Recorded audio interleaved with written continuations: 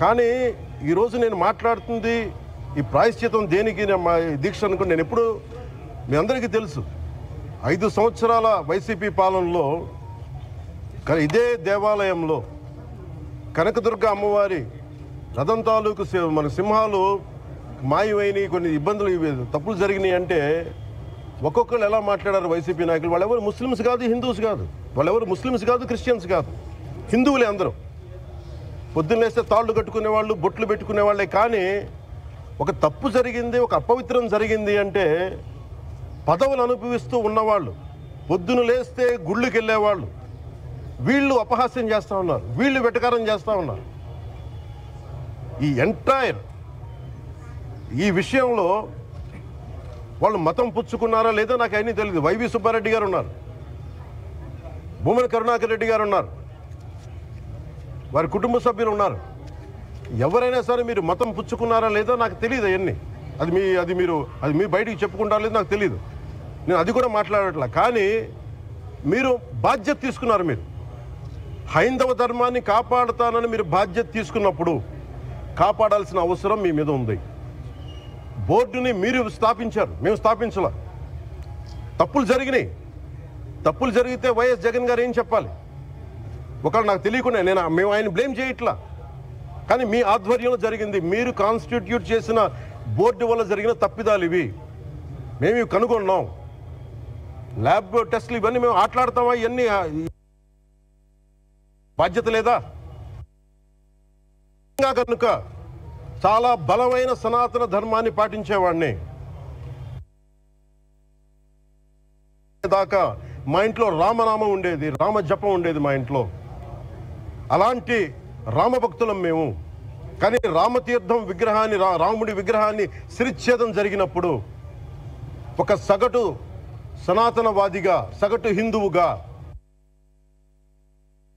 బయటకు వచ్చి చాలా గొడవలు చేయగల సత్తా ఉన్నవాడిని గుర్తుపెట్టుకోండి.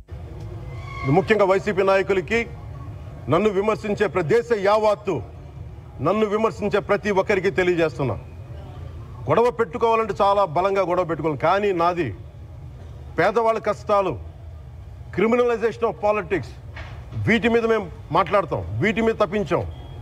ప్రజలు బాగుండాలి, కాన్స్టిట్యూషన్ వాల్యూస్ని అప్హోల్డ్ చేయాలి, రాజ్యాంగం బాగుండాలి, వీటి కోసం తపన పడేవాళ్ళు. కానీ సెక్యులరిజం పేరు మీద, secularism is not one way, it's two way.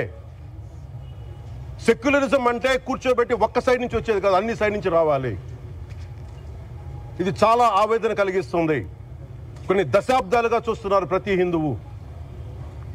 దీంట్లో మిగతా మతాల ప్రస్తావన కంటే కూడా నేను ఎక్కువ ప్రస్తావన చేస్తుంది హిందూ ధర్మాన్ని పాటించి, వాళ్ళు వ్యక్తిగతంగా పాటించి బయటకు వచ్చేటప్పటికి మీడియా వారి కోసమో లేదంటే ఇంకొంత ఎవరైనా సాటిస్ఫై చేయడం కోసం తెలియదు, కానీ సాటి హిందువులు తోటి హిందువులను తిడతా ఉన్నారు. ఇది చాలా ఆక్షేపణీయం. దీంట్లో నేను ముస్లిమ్స్ నిందించట్లా, అది క్రిస్టియానిటీ నిందించట్లా, కానీ బాధ్యత తీసుకున్న హిందువుల్ని నేను నిందిస్తున్నాం. బాధ్యత మీది. మీరు యథాలాపంగా వచ్చి ఇది పొలిటికల్ పదవులు, విగ్రహాలు పోతే మేము ఇల్లు కట్టుకుంటాం, వాకిళ్ళు కట్టుకుంటాం, ఏం మాటలవి? ఇదే మీరు మస్జిద్లో జరిగితే మాట్లాడతారా? మస్జిద్లో ఇలాంటి అపవిత్రం ఒక చిన్నపాటి చోరీ జరిగితే ఇలాగే మాట్లాడతాం. ఎందుకంటే మీరు మాట్లాడరు, ఓట్లు కదా అక్కడ. కానీ హిందువులు మాట్లాడితే హిందువులు అందరికీ ఎవరు పట్టించుకోరు. ఇక్కడ మా వేదన ఉండదా? మౌనంగా ఉన్నామంటే బాధ లేదనా? కోపం రాదనా? ఈ రోజుకి కూర్చొని చూడండి ఏం మాట్లాడుతున్నారో వాళ్ళు. ఆయన వాళ్ళ లాయర్ అంట, ఆయన ఎవరు ఏజీపీ అంట, పొన్నవోలు సుధాకర్ రెడ్డి గారు తిరుమల లడ్డుపై ఢిల్లీలో చేసిన కామెంట్ నా దృష్టికి తీసుకొచ్చారు.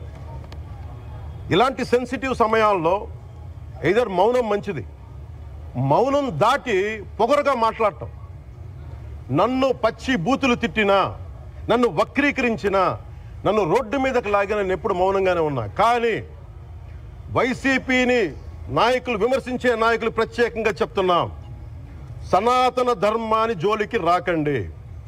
తప్పు జరిగితే తప్పు జరిగిందని ఒప్పుకోండి, లేదా మాకు సంబంధం లేదని చెప్పండి. అంతేగాని మళ్ళీ అడ్డగోలుగా మాట్లాడితే ఎవ్వరం క్షమించం ఇక్కడ. మీరు కూడా హిందువులే. పొన్నవోలు సుధాకర్ రెడ్డి గారు మీరు హిందువులే. నోటికొచ్చినట్టు మాట్లాడకండి. తమాషాలుగా ఉందా మీకు? సరదాలుగా ఉన్నాయా? మొన్నటికి మొన్న ప్రకాష్ రాజ్ గారు మాట్లాడారు నా మీద. అరే నేను మాట్లాడుతుంది ఒక హిందువులు అపవిత్రం గురించి మాట్లాడుతున్నాను. ఇందులో ప్రకాష్ రాజ్ గారికి సంబంధం ఏంటి? ఇందులో నేను ఇంకొక మతాన్ని నిందించానా? ఇస్లాంని నిందించానా? క్రిస్టియానిటీని నిందించానా? ఈ అపవిత్రం జరిగింది, ఇలా జరగకూడదు, ఫుడ్ అడల్టరేషన్ జరిగిందని మాట్లాడుతుంటే దీన్ని గోల చేయకూడదంటే అంటే తప్పు జరిగినప్పుడు మాట్లాడకూడదా? ఒక అపవిత్రం జరిగితే మాట్లాడకూడదా? దేవతా విగ్రహాలను శిరచ్ఛేదం చేస్తే మాట్లాడకూడదా? ఏం పిచ్చి పట్టింది ఒక్కొక్కళ్ళకి? ఎవరి కోసం మాట్లాడుతున్నారు మీరు? ప్రకాష్ రాజ్ కూడా చెప్తా ఉన్నాను, నాకు మీరంటే గౌరవం. I have extreme respect for you. కానీ when it comes to secular Prakash Raj garu, it's a two-way. I have extreme respect for you. You know that. Mere secularism is all right, is not. Mandi kaulu raitulaki icham enta mandi muslim islam రైతాంగానికి ఇచ్చాను నేను. ఇదే ఎన్ని మద్రాసాలకి డబ్బులు ఇచ్చాను నేను. 25 లక్షలు 30 లక్షలు ఇచ్చాను, నేను ఇచ్చినవాడిని నేను. నాకు అన్య మతం ఇస్లాం మీద గౌరవం ఉన్నవాడిని, క్రిస్టియానిటీ మీద గౌరవం ఉన్నవాడిని. ఇదే ఎన్ని మద్రాసాలకి డబ్బులు ఇచ్చాను నేను. 25 లక్షలు 30 లక్షలు ఇచ్చాను, నేను ఇచ్చినవాడిని నేను. నాకు అన్య మతం ఇస్లాం మీద గౌరవం ఉన్నవాడిని, క్రిస్టియానిటీ మీద గౌరవం ఉన్నవాడిని. చిన్నప్పటి నుంచి కూర్చొని మిషనరీ స్కూల్లో చదువుకున్నవాడిని.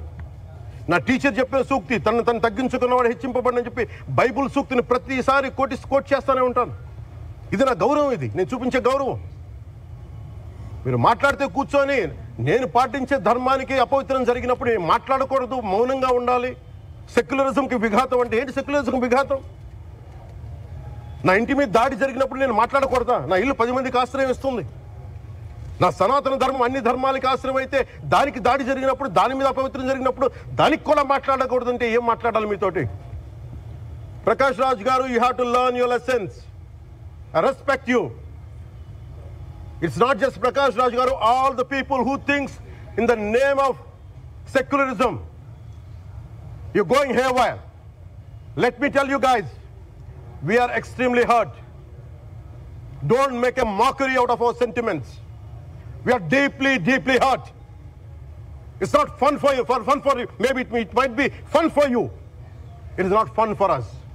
It's a deep anguish, deep pain. Don't you ever forget. Before you come and think 100 times and talk about Sanatana Dharma. Enough of this. చాలు. ఇష్టానికి మాట్లాడుతూ ఉన్నారు సనాతన ధర్మం మీద. అయ్యప్ప స్వామి మీద మాట్లాడతారు, సరస్వతి దేవి మీద మాట్లాడతారు. అల్లా మీద మీరు మాట్లాడగలరా? మహమ్మద్ ప్రవక్త మీద మీరు మాట్లాడగలరా? జీసస్ మీద మీరు మాట్లాడగలరా? అందరూ కూర్చొని సనాతన ధర్మం మీద, వినాయకుడి మీద జోకులు వేస్తారు, దుర్గాదేవి మీద జోక్స్ వేస్తారు, సరస్వతి దేవి మీద జోక్స్ వేస్తారు. మా మనోభావాలు గాయపడవా? మాకు బాధ ఉండదా? అందుకే నేను ప్రతిపాదించింది ఏంటంటే ప్రతి దానికి రావలేకపోతున్నాం. సనాతన ధర్మ రక్షణ board is order of the day. ప్రతిసారి కూర్చోబెట్టి మేము డిఫెండ్ చేసుకోలేం. ఇది ప్రతి సగటు హిందువు తాలూకు ధర్మం. ఇదే ఇస్లాం మీద దాడి జరిగితే ఎంతమంది బయటకు వస్తారు? ఎంతమంది నిరసన తెలియజేస్తారు? రోడ్ల మీదకి రమ్మని చెప్పట్లా. కనీసం మీకు కోపం కూడా రాకపోతే మేము ఏం చేస్తాం? గుడికి వెళ్ళే ప్రతి హిందువు బాధ్యత కాదా ఇది? నా ఒక్కడి బాధ్యతైనా, మా బాధ్యతైనా, మీది కాదా? ధర్మాన్ని మీరు పరిరక్షించడానికి మీ బాధ్యత కాదా? ఈయన పొన్నవోలు సుధాకర్ రెడ్డి గారు మాట్లాడేది, పంది కొవ్వు చాలా ఖరీదైంది, ఆ కొవ్వు లడ్డు నెయ్యితో ఎలా కలుపుతారు? నెయ్యి 300 రూపాయలు ఉంటే పంది కొవ్వు 1200 రూపాయలు. బంగారంతో రాగి కలుపుతారా? ఇత్తడిలో పుత్తడి కలపరు. చెంబు తయారులో ఎవరైనా బంగారం కలుపుతారా? మదమెక్కిన మాటలు పొన్నవోలు సుధాకర్ రెడ్డి గారు. మదమెక్కి వస్తే ఇట్లాంటి మాటలే వస్తాయి. మీరు నా మీద కోర్టులో కేసులు వేసుకుంటారో ఏమి చేసుకుంటారో చెప్తా. మీరు ఏజీపీలు కదా, మీ దగ్గర వేల కోట్ల డబ్బులు ఉన్నాయి కదా, వేసుకోండి కోర్టులో, చెప్పండి. సనాతన ధర్మానికి నోటికొచ్చినట్టు మాట్లాడితే మిమ్మల్ని అందరినీ రోడ్ల మీదకి లాగుతాం, గుర్తుపెట్టుకోండి. తప్పు జరిగింది, ప్రాయశ్చితం చేసుకోండి, లేదంటే మౌనంగా మాట్లాడకుండా ఉండండి అంతే. మా మనోభావాలు ఇంకా రెచ్చగొట్టేలా మాట్లాడొద్దు. భూమన కరుణాకర్ రెడ్డి గారు మాట్లాడతాను నేను వెళ్ళి హై డ్రామా, రాజకీయ మనసు ఉన్న వాళ్ళు అత్యంత దారుణంగా ప్రవర్తిస్తున్నారండి. లడ్డు కలుషితమైంది అంటున్నారు. కల్తీ నెయ్యితో తప్పు చేసి ఉంటే సర్వనాశనం అయిపోతాం, రక్తం కక్కుని చచ్చిపోతాం. మీ నాశనం మొదలైంది. రెండోది అది భగవంతుడికి వదిలేస్తున్నాను. వైవి సుబ్బారెడ్డి గారు విచారణకి రావాలంటే రికార్డులు ఆయనకి ఇవ్వాలంట. మీరు ప్రభుత్వంలో రికార్డులు మాకు ఇచ్చారా? మాకు ఏం మాట్లాడుతున్నారు మీరు? మీరు కూడా విచారణకు సిద్ధంగా అండి. అసలు ఈవో ధర్మారెడ్డి గారు ఆ మనిషి గాయబ్. ఈరోజు దాకా లేడు ఆయన. ఈరోజు దాకా మళ్ళీ కనిపించలా. ధర్మారెడ్డి గారు నేను మిమ్మల్ని చూశాను. ఆ రోజున నేను దర్శనానికి వచ్చినప్పుడు మీరు అందరూ ఎలా ప్రవర్తించారో నాకు తెలుసు, నేను చూశా. తిరుమలని ఇష్టారాజ్యంగా చేశారు, అది వ్యాపార కేంద్రంగా చేశారు, ఆధ్యాత్మిక కేంద్రం నుంచి పర్యాటక కేంద్రంగా చేశారు అది. ఇదే మీరు మక్కాకి వెళ్తే ఇలాగే ప్రవర్తిస్తారా? మీరు ఒకసారి మక్కాను చూసి నేర్చుకోండి. ఇస్లాంని పాటించే ప్రతి ముస్లిం ఎంత పవిత్రంగా పాటిస్తాడో చూడండి. అక్కడ అథారిటీస్ని అడగండి. ఒక చిన్నపాటి మస్జిద్కి వెళ్తే ఎంత పవిత్రంగా చూసుకుంటారో చూడండి. ధర్మారెడ్డి గారు మీరు హిందువులా? మీ ఇష్టానికి మీరు చేసేసుకుంటారా? మీ బిడ్డ చనిపోయాడు, చనిపోయిన కనీసం 11 రోజులు లోపలికి రాకూడదండి, ఈ లోపల వచ్చేస్తారా మీరు? మేము మర్చిపోయామనుకుంటున్నారా? ఆగమ శాస్త్రం చెప్పింది మీకు ఇదేనా? అంటే గవర్నమెంట్ ఉద్యోగులు అయితే ప్రభుత్వం మీ నియమిస్తే మీ ఇష్టానికి చేసేసుకుంటారా? మాకు బాధలు ఉండవనుకుంటున్నారా? ఇదే మీరు ఒక ఇస్లాంకి చేస్తే అపచారం జరిగితే మీరు ఏం చేస్తారు? బయట రోడ్ల మీదకి వచ్చి మీరు కూర్చోబెట్టి దాన్ని పొలిటికలైజ్ చేస్తారు. మీరు పొలిటికలైజ్ చేస్తారు. నేను నిజంగా చెప్తున్నా, జగన్మోహన్ గారికి కూడా చెప్తున్నా, మీరే కనుక నేనే కనుక సనాతన ధర్మం మీద పోరాటం చేయాలని నన్ను ఆపేవాళ్ళు ఎవరు లేరు ఈ దేశంలో, గుర్తుపెట్టుకోండి. నేను కనుక సనాతన ధర్మం కోసం నేను పోరాటం చేస్తే చచ్చిపోవడానికి సిద్ధం నేను. కానీ నేను అక్కడ దాకా తీసుకెళ్ళిన విషయాలు దానికి నిదర్శనమే రాముల వారి విగ్రహం శిరిచ్ఛేదం జరిగినప్పుడు ఒక్క మాట మాట్లాడకుండా చెప్పి కూర్చున్నాను. ఆ తెలివితేట లేక మీ ప్రభుత్వాన్ని కిందకి తీసుకొచ్చి అధాపాతాలను తొక్కిన మేము మాకు శక్తి లేదనుకుంటున్నావా? ఉండవనుకుంటున్నావా? కానీ మేము సమాజాన్ని కలిపి ఉంచాలని వ్యక్తులు తప్ప విడగొట్టాలని వ్యక్తులం కాదు. మేము గుర్తుపెట్టుకోండి. అలాగే ఈరోజు నుంచి ప్రజలందరికీ కూడా చెప్తున్నా, ఎవరు అన్ని మతాలని మేము గౌరవించేది ఈ నేల. ఒక జనసేన పార్టీ అని కాదు, తెలుగుదేశం పార్టీ అని కాదు. మీరు ఏ పార్టీలకు సంబంధించిన వైసీపీలో ఉన్న హిందువులందరూ ఏం చేస్తున్నారు? మీరందరూ పోటీ పడ్డారు కదా తిరుమలకి వెళ్ళడానికి. మీరు మర్చిపోయారు, ఇందులో ఈ పాపం మీకు కూడా వస్తుంది, ఈ పాపం మీకు కూడా తగులుద్ది. మీ మౌనం కూడా మొత్తం జాగ్రత్త, తరాలు నాశనం అయిపోతాయి. మీ మౌనం మంచిది కాదు. ఇది ఒక వెంకటేశ్వరుడికి జరిగింది కాదు, భగవంతుడికి, నిరాకారుడు, ఆయనకి ఇవేం పట్టవు. మనం నమ్ముకొని ఆయనకి వెళ్తున్నాం, అది మనకి బాధ్యత. ఇది ఇంకా ప్రతి ఒక్కరు దీన్ని గుర్తుపెట్టుకోండి. చేతులెత్తి వేడుకుంటున్నాను, చేతులెత్తి వేడుకుంటున్నాను. సగటు హిందూ మీరు సినిమా టికెట్లకు వెళ్ళిపోతారు. అభిమానులు అందరూ మీరెవరు హిందువులు లేరా? సినిమా టికెట్ల కోసం చించుకుంటారు. సినిమాని మీరు కూర్చోడానికి మీరు మొత్తం మాట్లాడతారు. అందరిని అడుగుతున్నా, అందరు మొత్తం భారతదేశపు యావత్తు ఉన్న సినిమా అభిమానులను అడుగుతున్నా, మీరందరూ హిందువులే కదా? అత్యధికులు హిందువులే కదా? మీకు బాధ్యత లేదా? మీకు మీ సినిమా హీరోలు, నేను కూడా హీరోనే, నన్ను మించి దేశాన్ని చూడమని, సనాతన ధర్మాన్ని చూడమంటున్నా. మీ కన్వీనియంట్గా కూర్చోబెట్టి హీరోలు ఎత్తడం కాదు, నన్ను ఎత్తడం కాదు. ధర్మం విఘాతం కలిగినప్పుడు ధర్మానికి మీరు మాట్లాడటం మీ బాధ్యత.